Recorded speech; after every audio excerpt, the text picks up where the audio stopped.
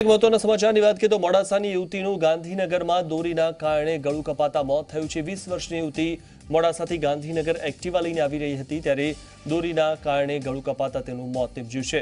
યુવતીના મોતના કારણે પરિવારમાં ભારે શોકની લાગણી ફેલાઈ ગઈ છે। તો આ જે યુવતી છે તે ટુ વ્હીલર પર આવી રહી હતી અને ત્યારે જ રસ્તામાં તેના ગળા પર દોરી વાગતા તેનું મોત થયું છે। મોડાસાની યુવતીનું ગાંધીનગરમાં દોરીના કારણે ગળું કપાતા મોત નીપજ્યું છે। ત્યારે 20 વર્ષની આ યુવતી મોડાસાથી ગાંધીનગર એક્ટિવા લઈને આવી રહી હતી ત્યારે ગળું કપાતા તેનું મોત નીપજ્યું।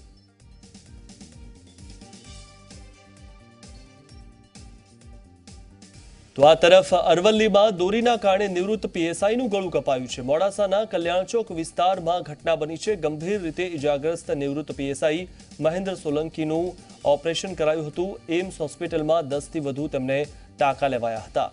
નિવૃત્ત પીએસઆઈનું ગળું કપાવાના કારણે તેમને ઈજા થઈ હતી। દોરીથી તેમનું ગળું કપાયું હતું। કલ્યાણચોક વિસ્તારમાં આ ઘટના બની હતી। મોડાસાના કલ્યાણચોક વિસ્તારમાં ઘટના બની।